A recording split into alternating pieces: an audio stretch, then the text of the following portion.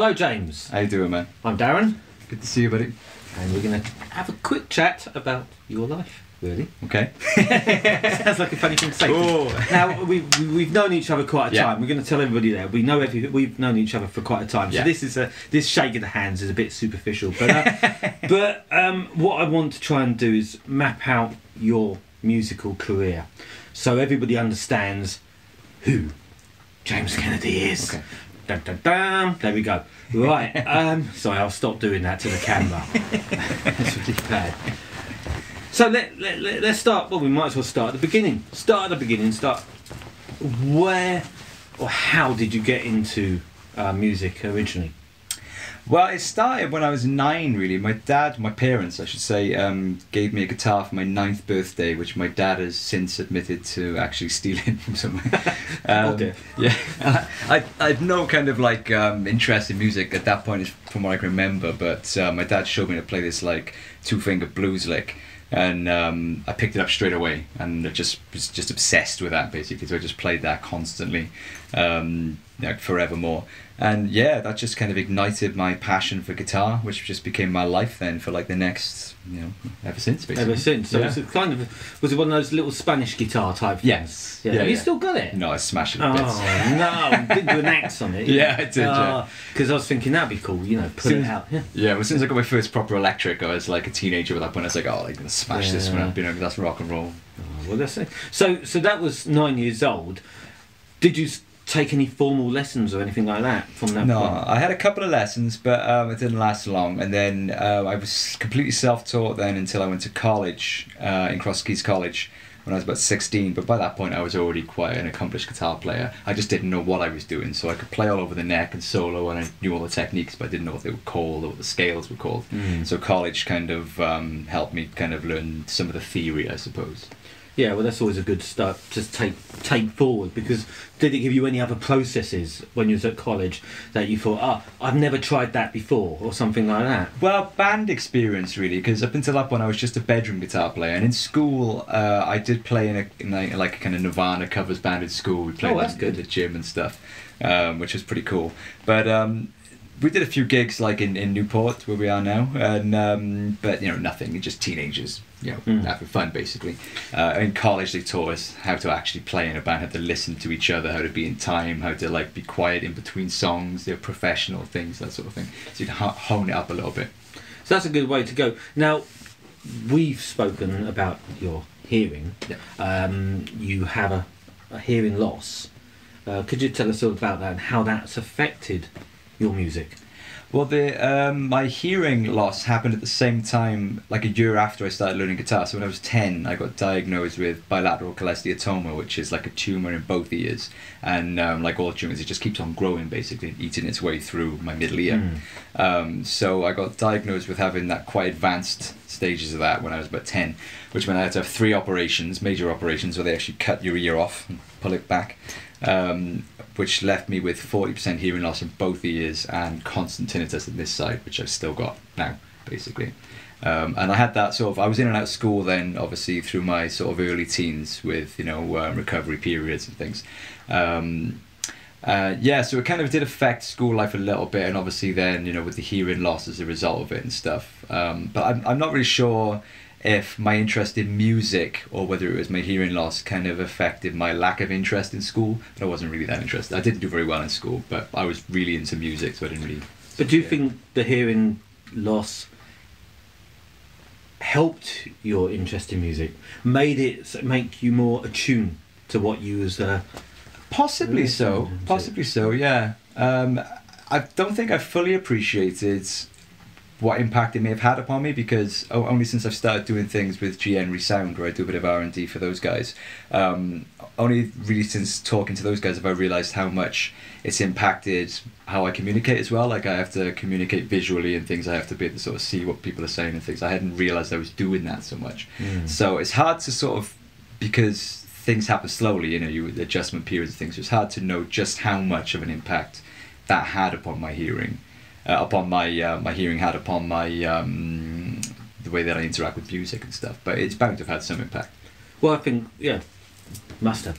It probably makes you realise what sounds you're listening to each aspect of that sound, you probably listen maybe a little bit more intently. Possibly, yeah. And I think being aware that you've got a hearing problem makes you double check everything as well. Yeah. You know, you'd be like, right, have I got this now? Let's turn it up a little bit, let's double check it, because you think you may be getting it wrong, you know, so maybe you're a little bit more methodical perhaps, you know. Yeah. Jumping on a little bit, Kaishira. Yeah. How did this band form? And, well, when did it start, really? Tell us all about that, because... Well, I got my first job. I left college. Coming up from college, I left college to go to the Welsh College of Music and Drama, which was a degree course, and I left that in the third year because I got offered a job working in a recording studio in Crickhowell by a really good friend of mine called Gareth Whittock, who gave me my first job, basically working as a producer and as a teacher in his studio. But he was still a full-time lecturer, so I basically had the keys to the studio, and I worked there in the day, and in the night time it was mine to play about with, you know. So I ended up using that downtime to sort of start writing and producing my own music, which was basically resulted in the first version of the Kaishira album, Made in China. But at that point there was no Kaishira, so I just called it Kennedy and sent it out to newspapers and things as a demo. It was a fully recorded album, the whole package was there, but there was no band. So I got calls then, I got played on Radio 1, I was double page spreads in the newspapers and things, and I got called up from Sony and EMI and Warner's and all these big labels, but they thought it was a band. So they were like, well, when are you playing in London? When can we come and see you? And obviously didn't have a bloody band, it was just me doing it all in the studio. So I was like, right, I better get a band together. But what happened was, obviously, it's quite a complex album. It was quite difficult finding musicians that could play that stuff. But also then, around the same time, the music industry kind of hit its kind of crash with Napster and things. That was around that time. So all the people that were previously interested within the space of a year weren't even in jobs anymore. So I went from being like the local golden boy to being, you know, on the heap with not a chance, you know what I mean? Especially with this kind of challenging music and stuff. So yeah, so that there was kind of, I consider that to be the next sort of like 5 years to be kind of like the wilderness years, because I eventually got a lineup together, but the lineup was changing every 2 minutes. You probably remember, you know, we had a different bass player every week and things, and then each time you lose a member of the band, it takes 6 months to find a new one and teach them the songs and things. So, and then obviously the industry was going in a tailspin. Nobody was signing anybody. The sort of bottom fell out of the industry because the new model hadn't really established itself then. It was still very much the old model of get a demo CD, play in London, get a deal, but all that had kind of fallen apart. But the new model had yet to kind of establish itself with like downloads and streaming and stuff, social media and stuff. So we were kind of caught in that transition, and we were going through like constant lineup problems and things and getting screwed over and that. So for the next 5 years we kind of did hundreds of gigs trying to sort of do our apprenticeship, but not really doing much, not really having a lot of luck really. It was only in like 2010 I think when we formed Conic Records and we started releasing records ourselves independently. So we did Paradigm in 2010. And that's when the band really, that's when I consider the actual birth of Kaishira to be. Well, that's when I first come across you, didn't I? When that album came out. And I remember reviewing it. Yes. And that's when we did the launch of the Globe as well, which I think you were at. And you put me on the cover of the mag, Yes, so kind of. Well, I thought there was something exciting about your performance. So I suppose that wilderness years hadn't been too wildernessy. I suppose, because you were honing your live performance skills as well. Which, of course, when you think about it, how many bands nowadays get that opportunity? They're suddenly shoved out there, they might be shoved in the spotlight before they've been able to get that skill. And that was one of the things about your performances, which, well, basically excited me personally. I loved watching you live. Well, that's pretty cool. So what happened after that then? You know, you got the first album out, then what happened? Well, then we proceeded to kind of get screwed by everybody.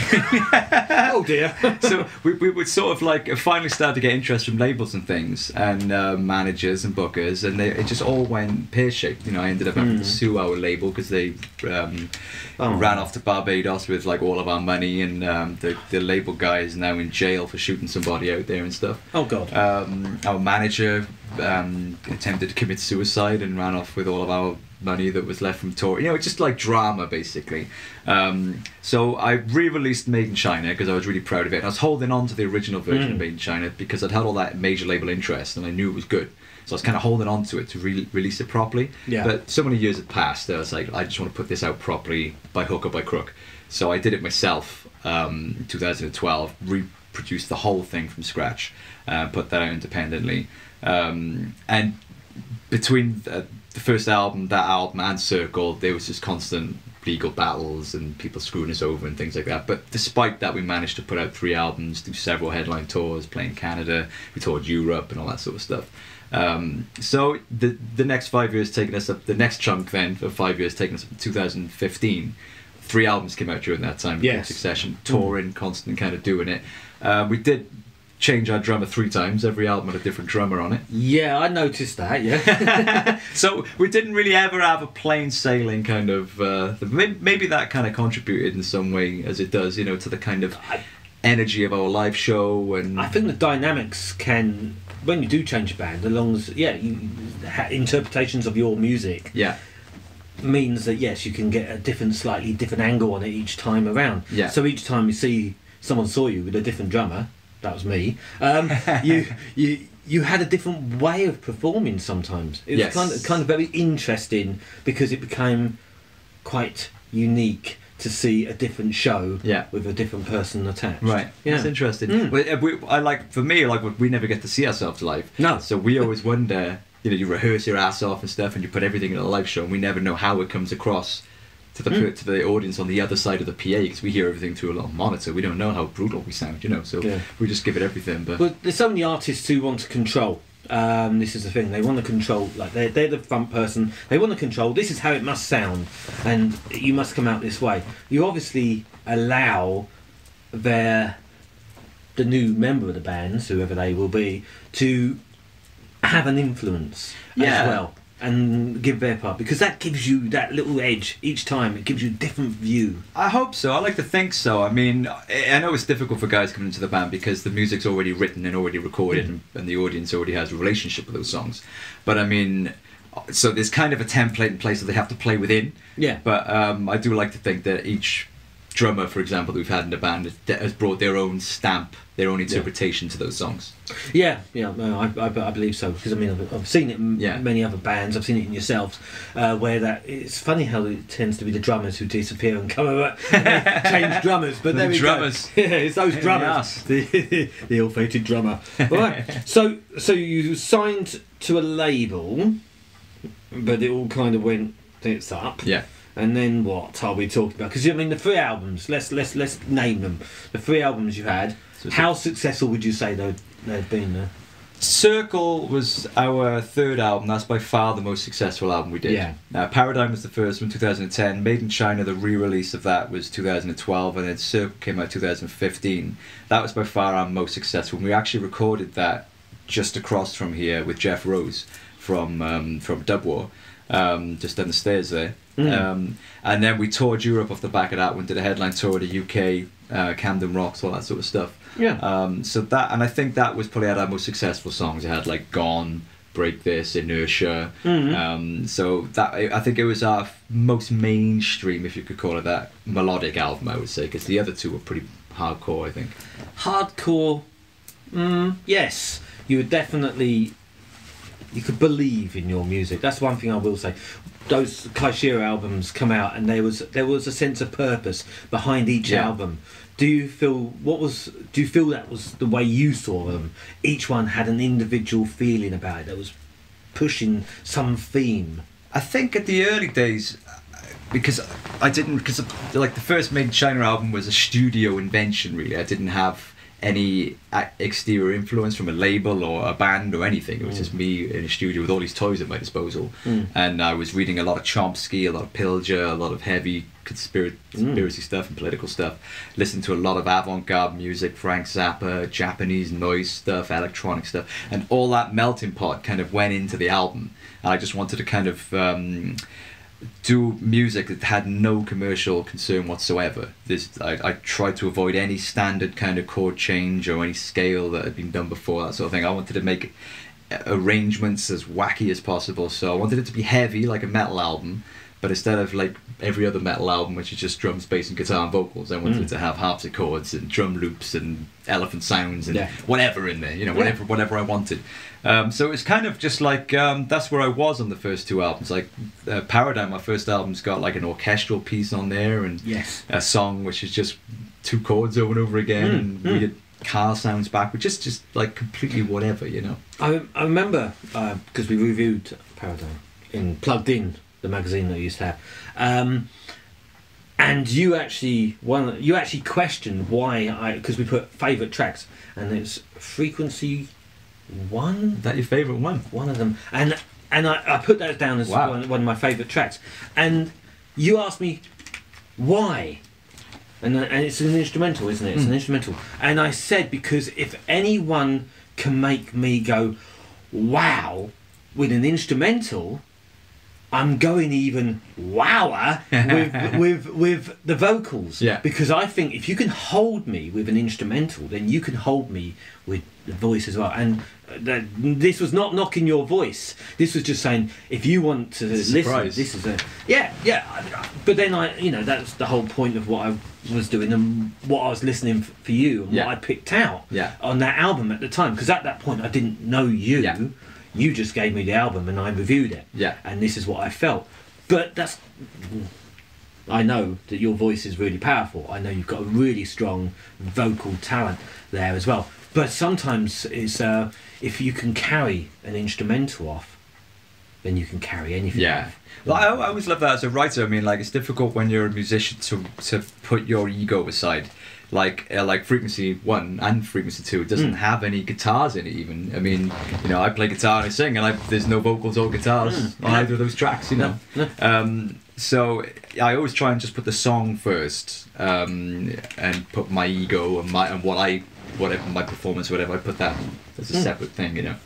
So musically, it's powerful, and that's what I liked. Right. That's what pulled me. And of course, obviously, with the other albums, it just you just kept going up and up and up. I felt. Of course, this brings us round to your other side, doesn't it? Because we've got 3 albums now with Kaishira.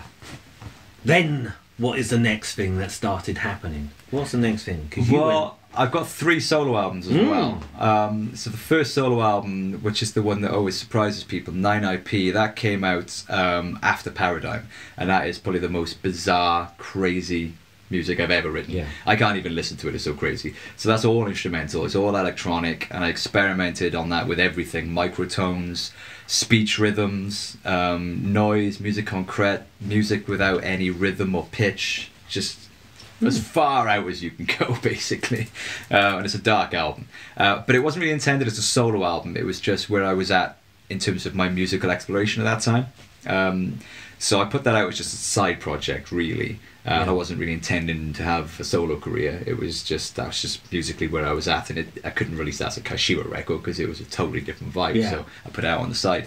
But then after I think spending so many years, those first 3 records, Paradigm, Made in China, and 9IP, really immersed in being as experimental and as alternative and exploratory as I could. I kind of had a yearning to write some songs, So that's when my second solo album, The National Health Service, came along, which is all the complete opposite. It's very stripped down acoustic songs, and I'm talking about personal things as well, rather than really heavy topical stuff like Kaishira records.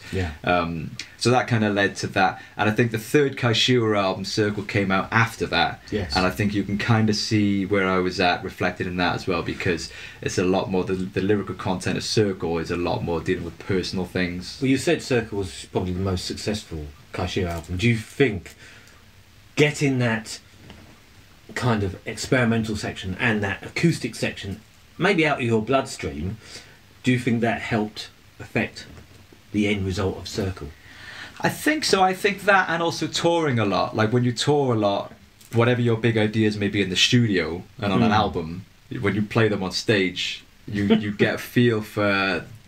It's a totally different animal. It's a totally different beast. Yeah. So I think touring for years and years and years, we got a feel for kind of what works in that environment, and we wanted to do a record that we could play live and Yeah. get the whole fucking room bouncing. You know what I mean? Yeah, yeah. So I wanted it to be, instead of being experimental and challenging and difficult and ambitious, I wanted it to be melodic and groovy and, you know, energetic and powerful. And that's what we aimed for with Circle. Yeah, and that's worked in that way, didn't it? Because you did quite a bit of a tour there, didn't you? Oh yeah, yeah. You said, I mean, and you've played so many different places live and all that. That's always a good spirit to have. So, right, Circle, home. Yeah. What happened in between then? Well, I had a bit of a breakdown, I think, because we did the Circle tour, which was the biggest one we'd done. You know, we did all over Europe and around the UK a couple of times and things, and we got stiffed a couple of times during that as well. Like I say, our manager tried to kill himself and ended up taking a pound of money off us whilst we were in Italy and things like that. And I think just the constant battle of everything. We'd done hell of a lot in 5 years, but the constant battle of all of it was finally starting to sort of grind me down a little bit. Yeah. And I think we came back from Europe and the headline UK tour. We did a sold out show in Bristol, and we had nothing else in the books.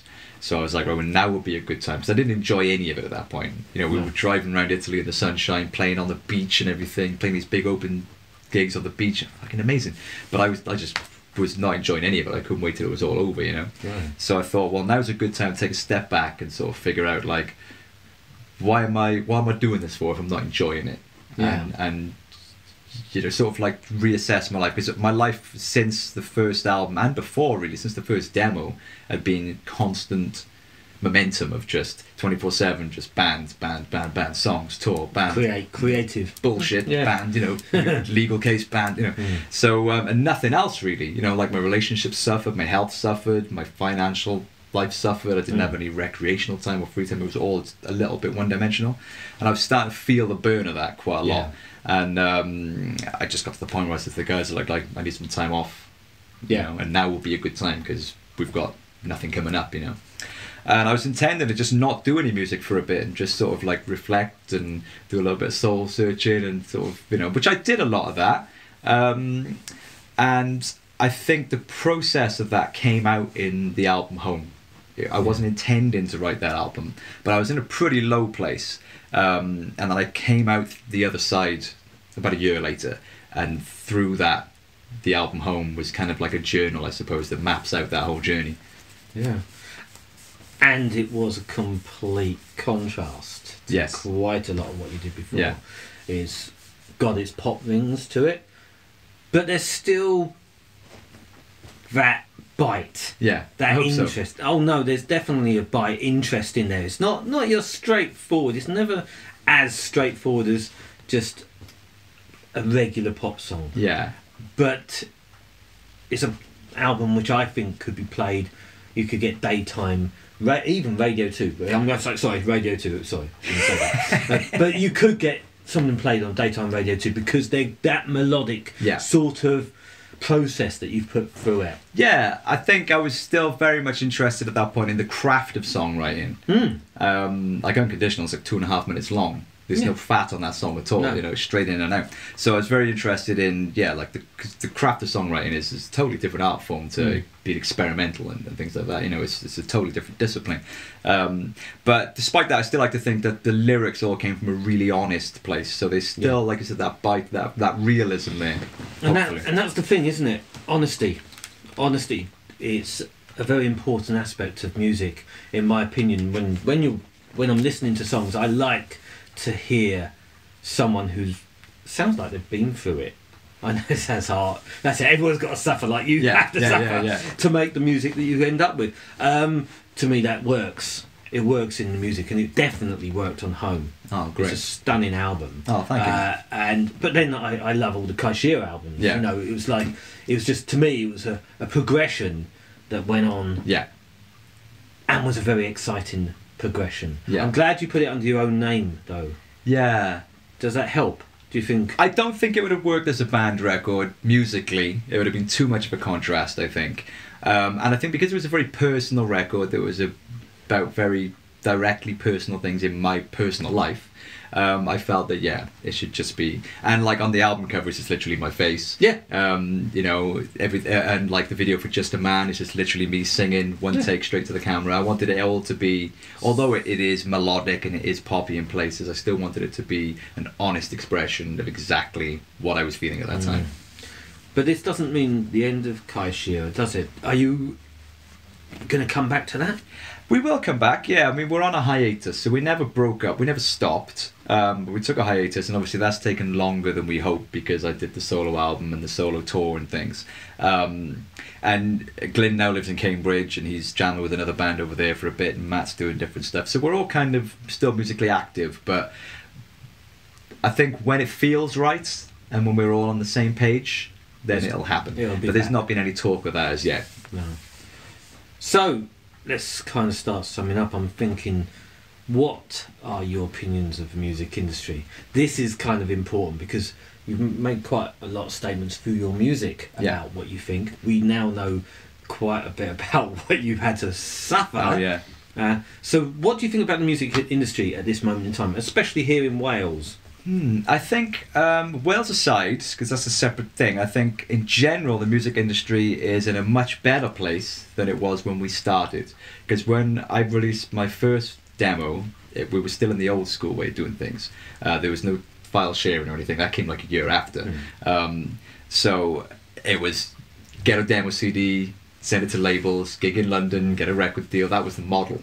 I mean, a year after I did my first demo, the bottom fell out of the music industry, and like nobody was interested no more. And nobody knew, like I said, for 5 years until the dust settled, what the new model was. And it's only really the past couple of years that the new model has established itself, which is you can promote yourself now through social media. You can release your own music independently on your own little label, like we do. You can produce it in your bedroom. So it's a lot easier now to be musically active without a label. And back in the day, if you couldn't get a record deal, you were screwed. You couldn't go to a studio. It cost too much money, you know, with big mixing desks and engineers and things. Now you can do it on your laptop for free.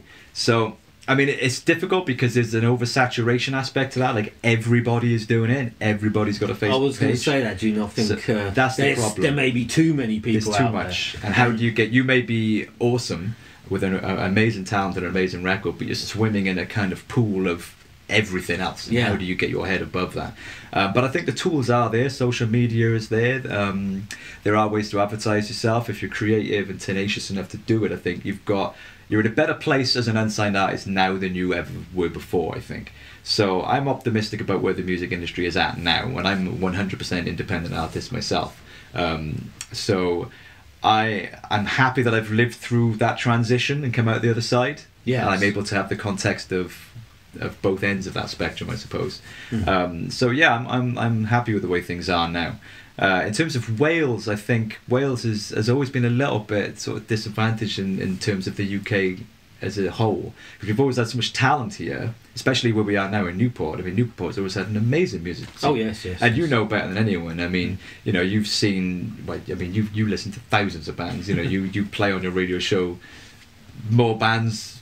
Well, there are different so many styles, different styles, different things, and Newport does have to be a hub. I think ever since everyone worked out that Joe Strummer was born here, I am a Clash fan. At TJ's, you know, we had TJ's. Oh yeah, well, closed down. Yeah, I mean that's the problem. The live venues have suffered, unfortunately. Yeah.